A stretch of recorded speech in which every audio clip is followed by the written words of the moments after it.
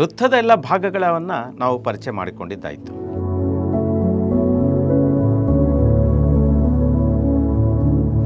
ಈಗ ನನ್ನ ಬಳಿ 2 ವೃತ್ತಗಳಿವೆ. ಈ ಒಂದು ವೃತ್ತವನ್ನು ನಾನು ಒಂದು ಸುತ್ತುವಂತೆ ಮಾಡಿದಾಗ ಒಂದು ಪೂರ್ಣ ಸುತ್ತು ಆಗಬೇಕು. ಪೂರ್ಣ ಸುತ್ತು ಮಾಡಿದಾಗ ಈ ವೃತ್ತ ಒಂದು ಪೂರ್ಣ ಸುತ್ತಿದಾಗ ಅದು ಎಷ್ಟು ದೂರ ಚಲಿಸಿದೆ, ಅದು ಜಾಸ್ತಿಯೋ ಅಥವಾ ಇನ್ನೊಂದು ವೃತ್ತ ಇದೆ, ಈ ವೃತ್ತ ಇದು ಕೂಡ ಒಂದು ಸುತ್ತಿದಾಗ ಒಂದು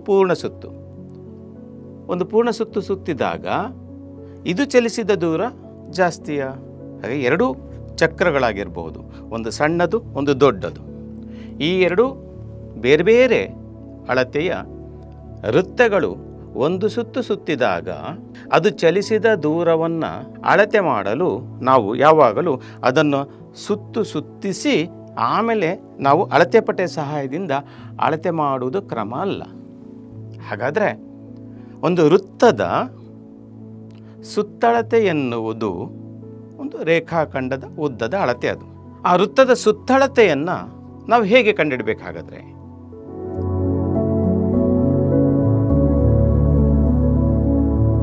ಹಾಗಾದರೆ ವೃತ್ತದ ಸುತ್ತಳತೆಯನ್ನು ಕಂಡುಹಿಡಿಯಲಿಕ್ಕೆ ನಾವು ಒಂದು ಸೂತ್ರವನ್ನು ಕಂಡುಹಿಡಿಯುವ ಒಂದು ಚಟುವಟಿಕೆಯ ಮೂಲಕ.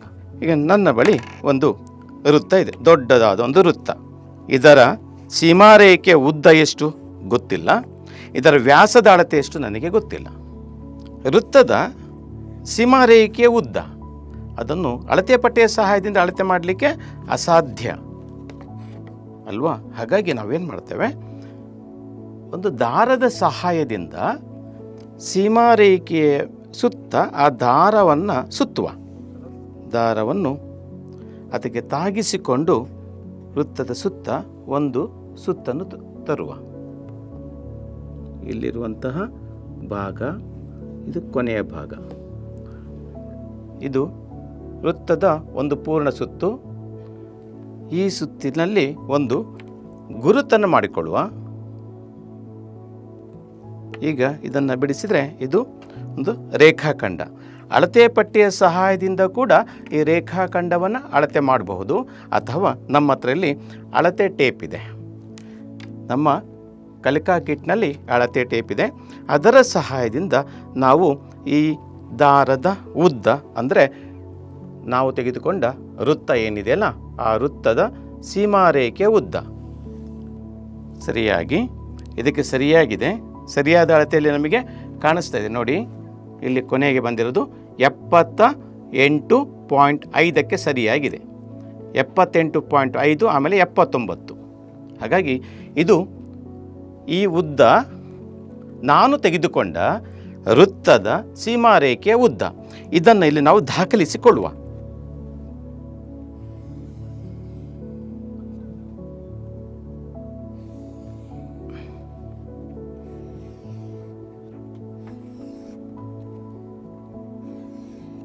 ಈ ರೀತಿಯಾದ ಕೋಷ್ಟಕವನ್ನು ಮಾಡಿಕೊಳ್ಳುವ.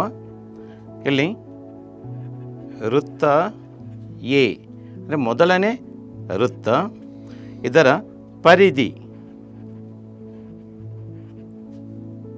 ಪರಿಧಿಯ ಉದ್ದವನ್ನು ನಾವು ಕಂಡುಹಿಡಿದಿದ್ದೇವೆ.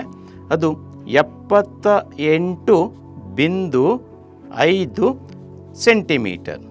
ಹಾಗಾದರೆ ಈ ವೃತ್ತದ ವ್ಯಾಸ ಎಷ್ಟು ಅದನ್ನು ನಾವು ನೋಡಿದರೆ, ವ್ಯಾಸದ ಅಳತೆ ಕೇಂದ್ರ ಬಿಂದುವಿನ ಮೂಲಕ ಹಾದು ಹೋಗುವ ವ್ಯಾಸ ಇಲ್ಲಿ ನಮಗೆ ಸ್ಪಷ್ಟವಾಗಿ ಕಾಣಿಸ್ತಾ ಇದೆ. ಎಷ್ಟು ನೋಡಿ, 25 ಸೆಂಟಿಮೀಟರ್ ಸ್ಪಷ್ಟವಾಗಿದೆ, ಹೌದಾ? ಹಾಗಾದರೆ ವ್ಯಾಸದ ಅಳತೆ 25 ಸೆಂಟಿಮೀಟರ್.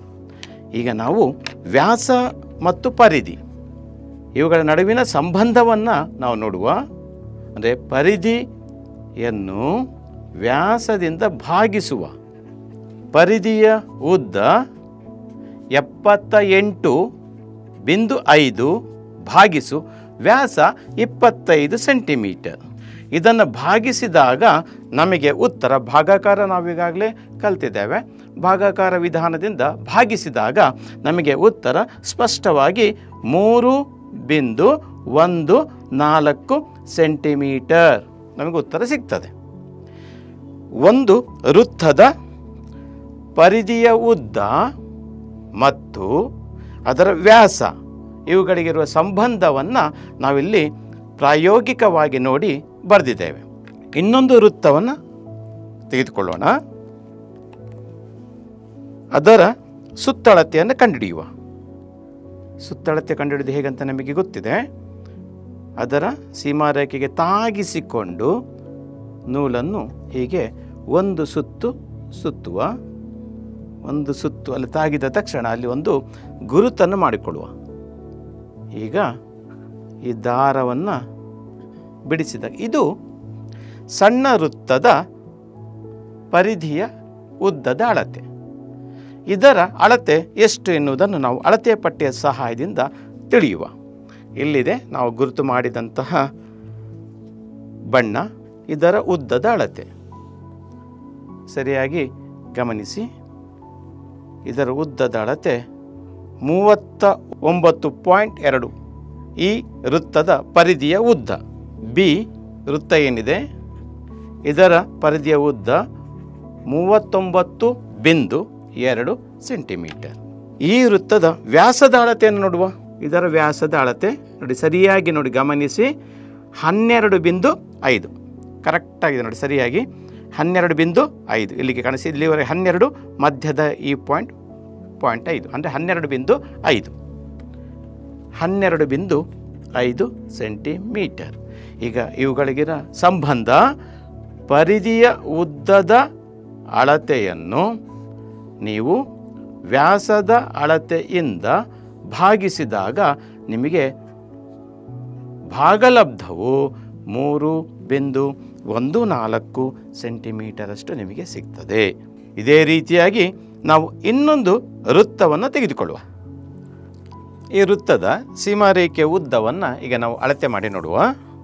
ಈ ಉದ್ದದ ಅಳತೆ ಎಷ್ಟು ಇದೆ?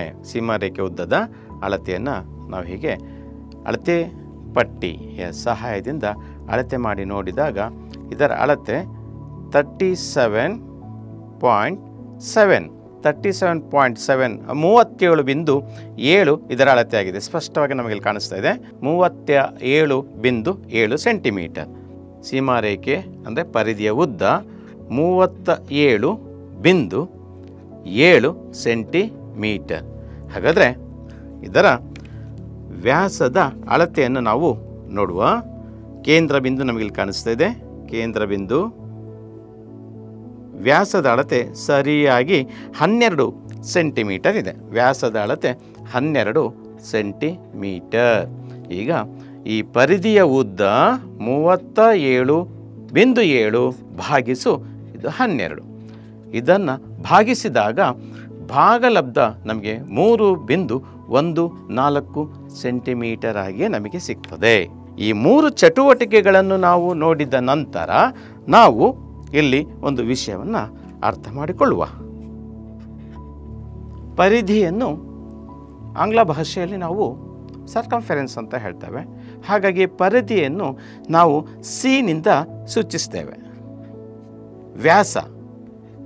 ವ್ಯಾಸ ಅದನ್ನು ಆಂಗ್ಲ ಭಾಷೆಯಲ್ಲಿ ನಾವು ಡಯಾಮೀಟರ್ ಅಂತ ಹೇಳ್ತೇವೆ. ಹಾಗಾಗಿ ವ್ಯಾಸವನ್ನು ಡಿಯಿಂದ ನಾವು ಸೂಚಿಸ್ತೇವೆ. ಇಲ್ಲಿ ನಾವು ಪ್ರತಿಯೊಂದು ಸಂದರ್ಭದಲ್ಲಿಯೂ ನಾವು ಪರಿಧಿಯ ಉದ್ದ ಮತ್ತು ವ್ಯಾಸದ ಉದ್ದ ಇವೆರಡರ ಭಾಗಲಬ್ಧವು ನಮಗೆ 3.14 ಹೀಗೆ ನಮಗೆ ದೊರೆತಿದೆ. ಇದೇ ರೀತಿಯಾಗಿ ನಾವು ಯಾವುದೇ ಅಳತೆಯ ವೃತ್ತಗಳನ್ನು ತೆಗೆದುಕೊಂಡು ಅದರ ಪರಿಧಿಯ ಉದ್ದ ಮತ್ತು ವ್ಯಾಸದ ಉದ್ದವನ್ನು ಕಂಡುಹಿಡಿದು ಅದರ ಭಾಗಲಬ್ಧವನ್ನು ನೋಡಿದಾಗ ನಮಗೆ ಇದೇ ಒಂದು ಅಳತೆ ನಮಗೆ ಸಿಗ್ತದೆ. ಈ ಎರಡು ಪರಿಧಿ ಮತ್ತು ವ್ಯಾಸ ಇವುಗಳ ಭಾಗಲಬ್ಧ ಯಾವಾಗಲೂ ಒಂದು ಸ್ಥಿರಾಂಕವಾಗಿರುತ್ತದೆ. ಈ ಸ್ಥಿರಾಂಕವನ್ನು ನಾವು ಪೈ ಎನ್ನುವಂತಹ ಸಂಕೇತದಿಂದ ನಾವು ಸೂಚಿಸುತ್ತೇವೆ. ಆದ್ದರಿಂದ ಸಿ ಭಾಗಿಸು ಡಿ ಯಾವಾಗಲೂ ಪೈ ಆಗಿರುತ್ತದೆ. ನಾವು ಇಲ್ಲಿ ಈ ಚಟುವಟಿಕೆಯ ಮೂಲಕ ಯಾವ ವಿಷಯವನ್ನು ಕಲೀಲಿಕ್ಕೆ ಹೊರಟಿದ್ದೇವೆ? ನಾವು ಪರಿಧಿಯ ಅಳತೆಯನ್ನು ಕಂಡುಹಿಡಿಯೋ ಸೂತ್ರ ನಮಗೆ ಬೇಕಾಗಿದೆ. ಹಾಗಾಗಿ ಇಲ್ಲಿ ಸಿ ಯಾವುದನ್ನು ಸೂಚಿಸ್ತದೆ? ಅದು ಪರಿಧಿ. ಪರಿಧಿ ಅಂದರೆ ವೃತ್ತದ ಸುತ್ತಳತೆ. ಸುತ್ತಳತೆ ಎನ್ನುವುದು ಅಂದರೆ ಸಿ ಎನ್ನುವುದು ಪೈ ಮತ್ತು ಡಿ ಇವುಗಳನ್ನು ಗುಣಿಸಿದಾಗ ಒಂದು ವೃತ್ತದ ಸುತ್ತಳತೆ ಸಿಗ್ತದೆ. ಇಲ್ಲಿ ಪೈ ಅದು ಸ್ಥಿರಾಂಕ, ಡಿ ಅದು ವ್ಯಾಸದ ಅಳತೆ. ಹಾಗಾಗಿ ವೃತ್ತದ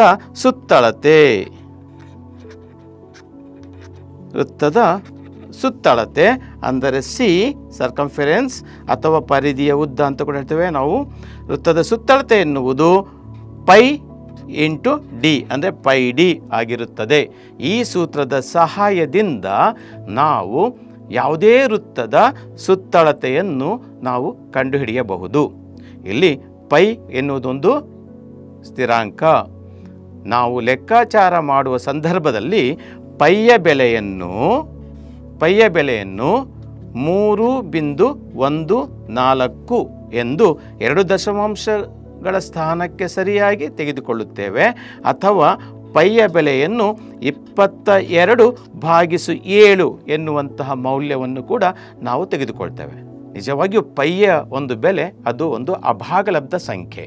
ಈ ಪೈಯ ಬೆಲೆಯನ್ನು ನಾವು ನೋಡಿದರೆ 3.1415 ಈ ರೀತಿಯಾಗಿ ಆವರ್ತಗೊಳ್ಳದ ಮತ್ತು ಅಂತ್ಯಗೊಳ್ಳದ ದಶಮಾಂಶ ಸಂಖ್ಯೆಯಾಗಿ ಸಿಗ್ತದೆ. ನಾವು ಲೆಕ್ಕಾಚಾರ ಮಾಡುವ ಸಲುವಾಗಿ ಪೈಯ ಬೆಲೆಯನ್ನು 3.14 2 ದಶಮಾಂಶ ಸ್ಥಾನಗಳಿಗೆ ಸರಿಯಾಗಿ ನಾವು ಅದನ್ನು ಆಯ್ಕೆ ಮಾಡಿಕೊಳ್ತೇವೆ. ಹಾಗಾದರೆ ವೃತ್ತದ ಸುತ್ತಳತೆ ಸೂತ್ರ ನಮಗೀಗ ಗೊತ್ತಾಯಿತು. ಈ ಸೂತ್ರನು ಇನ್ನೊಂದು ರೀತಿಯಲ್ಲಿ ಕೂಡ ನಾವು ಬರಿತೇವೆ. ಇನ್ನೊಂದು ರೀತಿಯಲ್ಲಿ ಹೇಗದು? ಸಿ ಅಂದರೆ ಪರಿಧಿ ಸುತ್ತಳತೆ ಎನ್ನುವುದು ಇಲ್ಲಿ ಪೈ ನಮಗೆ ಗೊತ್ತಿದೆ. ಡಿ ಅಂದರೆ ಏನು? ಈಗಾಗಲೇ ನಾವು ತಿಳ್ಕೊಂಡಿದ್ದೇವೆ. ಡಿ ಅಂದರೆ ವ್ಯಾಸ. ವ್ಯಾಸವು ಎಷ್ಟು ತ್ರಿಜ್ಯಗಳಿಗೆ ಸಮ? 2 ತ್ರಿಜ್ಯಗಳಿಗೆ ಸಮ. ಹಾಗಾಗಿ ವ್ಯಾಸವನ್ನು ನಾವು 2r ಅಂತ ತೆಗೆದುಕೊಳ್ಬಹುದು. ಹಾಗಾಗಿ ನಾವು ಪೈ ಇರುವಲ್ಲಿ ಪೈಯನ್ನು ಬರೆದು ಡಿ ಇರುವಲ್ಲಿ ಏನು ಬರಿಬೋದು? ಈಗ ಡಿ ಅಳತೆ 2rಗಳಿಗೆ ಸಮ ಅಲ್ವಾ? ಹಾಗಾಗಿ 2r ಎಂದು ಬರೆಯಬಹುದು. ಹಾಗಾಗಿ ವೃತ್ತದ ಸುತ್ತಳತೆಯ ಸೂತ್ರ ಪೈ ಇಂಟು 2 ಇಂಟು r. ಆದರೆ ಇದು ಓದಲಿಕ್ಕೆ ನಮಗೆ ಸ್ವಲ್ಪ ಗೊಂದಲ ಆಗ್ತದೆ. ಹಾಗಾಗಿ ಇದನ್ನು ನಾವು ಯಾವ ರೀತಿಯಾಗಿ ಬರೆದುಕೊಳ್ತೇವೆ? ಸಿ ಪರಿಧಿಯ ಉದ್ದ ಸಮ 2πr ಅಂತ ಬರಿತೇವೆ. ಅಂದರೆ 2 ಎನ್ನುವಂತಹ ಸಂಖ್ಯೆಯನ್ನು ಮೊದಲಿಗೆ ಹೇಳಿ ನಂತರ ಆ ಸಂಕೇತಗಳು ಪೈ ಮತ್ತು ಆರನ್ನು ನಂತರ ಹೇಳುವಂಥದ್ದು. ಹಾಗಾಗಿ ವೃತ್ತದ ಸುತ್ತಳತೆಯ ಸೂತ್ರ 2πr ಅಥವಾ ವೃತ್ತದ ಸುತ್ತಳತೆಯ ಸೂತ್ರ ಪೈ ಗುಣಿಸು ಡಿ. ಯಾವಾಗ ನಾವು ಈ ಸೂತ್ರವನ್ನು ಬಳಸ್ತೇವೆ? ಪ್ರಶ್ನೆಯನ್ನು ನೋಡ್ತೇವೆ. ಪ್ರಶ್ನೆಯಲ್ಲಿ ಒಂದು ವೃತ್ತದ ತ್ರಿಜ್ಯದ ಅಳತೆ ಇಷ್ಟು ಸೆಂಟಿಮೀಟರ್ ಆಗಿದೆ, ಹಾಗಾದರೆ ಆ ವೃತ್ತದ ಸುತ್ತಳತೆಯನ್ನು ಕಂಡುಹಿಡಿ ಅಂತ ಕೇಳಿದಾಗ ನೇರವಾಗಿ ನಾವು 2πr ಸೂತ್ರವನ್ನು ಬಳಸ್ತೇವೆ. ಯಾಕೆ? ನೇರವಾಗಿ ಅಲ್ಲಿ ತ್ರಿಜ್ಯದ ಅಳತೆ ಕೊಟ್ಟಿದ್ದಾರೆ.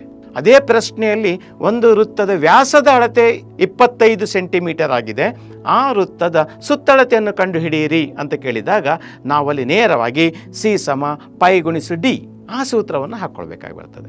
ಯಾಕೆ? ಪ್ರಶ್ನೆಯಲ್ಲಿ ವ್ಯಾಸದ ಅಳತೆ ಕೊಟ್ಟಿದ್ದಾರೆ, ಹಾಗಾಗಿ ವ್ಯಾಸ ಇರುವಲ್ಲಿ ವ್ಯಾಸದ ಅಳತೆಯನ್ನು ನಾವು ಬರೆದುಕೊಳ್ತೇವೆ. ಪೈ ಬೆಲೆ ನಮಗೆಲ್ಲರಿಗೂ ಗೊತ್ತಾಯಿದೆ. ಪೈಯ ಬೆಲೆ ಸ್ಥಿರಾಂಕ 22/7 ಇದೆಯಲ್ಲ, ನಾವು ಮಾತ್ರ ಅಲ್ಲ, ನಮ್ಮ ಶಾಲೆಯವರು ಮಾತ್ರ ಅಲ್ಲ, ಇಡೀ ಪ್ರಪಂಚದಾದ್ಯಂತ ಎಲ್ಲ ಮಕ್ಕಳು ಪೈಯ ಬೆಲೆಯನ್ನು 22/7 ಅಂತಲೇ ತೆಗೆದುಕೊಳ್ತಾರೆ. ಅದೊಂದು ಸ್ಥಿರಾಂಕ. ಈ ರೀತಿಯಾಗಿ ನಾವು ಸೂತ್ರಗಳ ಸಹಾಯದಿಂದ ನಾವು ಒಂದು ವೃತ್ತದ ಸುತ್ತಳತೆಯನ್ನು ನಾವು ಕಂಡುಹಿಡಿಯಬಹುದು.